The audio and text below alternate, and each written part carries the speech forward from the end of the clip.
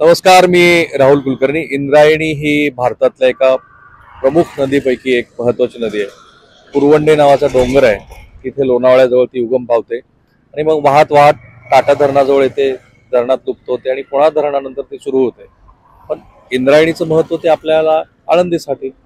आता निसर्ग असा आहे ना की हे बघा, इथे तुम्ही फेसाळलेली इंद्रायणी बघितली असेल आणि आता तर पूर येऊन गेलाय।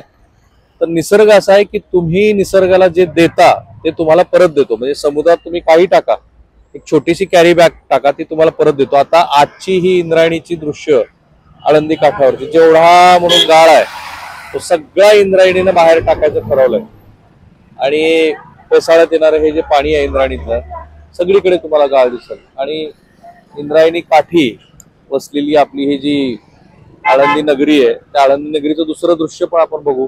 ते फार महत्वाचं आहे, कारण त्या दृश्याशिवाय आपला गदिमांनी संगीतबद्ध केलेला तो इंद्रायणी काठीचा जो सोहळा आहे, तो मुद्दा एवढाच आहे की एवढी महत्वाची इंद्रायणी आणि त्या इंद्रायणीतला जो गाळ आहे, पेसाळणारा प्रदूषणाचा विळखा आहे, तो काही आपण दूर करू शकलो नाही। मागच्या नागपूरच्या अधिवेशनामध्ये इंद्रायणी काठी असलेल्या ह्या आळंदी नगरीच्या किमान या भागात तरी ती स्वच्छ व्हावी यासाठी 1800 कोटी रुपये वगैरे आपण दिले होते, पण नाही झालं ते। आणि मी जे म्हणालो की निसर्ग असा आहे की तुम्ही त्याला जे देता ना ते तुम्हाला परत देतो। ही दृश्य इंद्रायणी काठची आज माऊलीची पालखी परतीच्या प्रवासात आहे, हडपसरच्या पुढे होती मगाशी। ही दृश्य कशी दाखवतात, आपल्याला काहीच राखता येत नाही, काहीच नीट ठेवता येत नाही, एवढा आळंदीचा महिमा।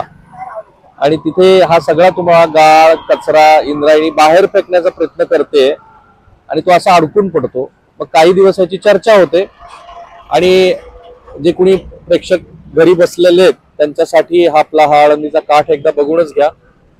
महत्वाचं आहे, वारकरी संप्रदायातलं एक महत्वाचं तीर्थस्थळ, काशीच म्हणा ना त्याला। मुद्दा एवढा की या इंद्रायणी काठीला आपण स्वच्छ नाही करू शकत, कसल्या विकासाच्या कल्पना आणि गप्पा मारत राहतो आपण। आजचं हे दृश्य, काही दिवसापूर्वी तुम्ही फेसाळलेली इंद्रायणी बघितली, मग पूर आला आणि पुरातनं पुलावरून पाणी वाहून गेलं, जे आता तुम्ही पूर बघितला। आणि आत्ताचं ताजं दृश्य की इंद्रायणी सांगतेय मला साफ करा, स्वच्छ करा। आता नवीन एक माहिती मिळाली की एका राजकारण्याने मागच्या 2019च्या काळातल्या की जे अर्बन डेव्हलपमेंटचे राज्यमंत्री होते, त्यांनी पाटबंधारे विभागानं सांगितलं की बाबा नदीपात्रामध्ये तुम्हाला बांधकामं करता येणार नाहीत, तरी सुद्धा 29 प्रकल्पांना मान्यता दिलेली आहे। हेच तर ते नेक्सस, राजकारणी, पॉलिटिशियन आणि ऍडमिनिस्ट्रेशन, सॉरी राजकारणी, बिल्डर आणि ऍडमिनिस्ट्रेशन, त्यातनं मग हे असले सगळे प्रयोग होतात, घडत राहते की नदीपात्रात पूर रेषेच्या आत आपण बांधकामं करतो।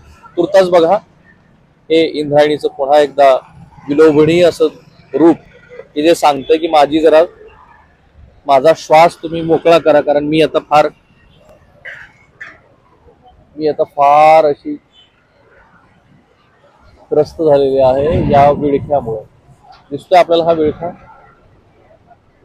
हे बघा, सगळा कचरा आणि तिथे पडलेला सगळा विळखा। हे बघा, कॅमेरामन निकेतन मानेसह मी राहुल कुलकर्णी, NDTV मराठी, आळंदी।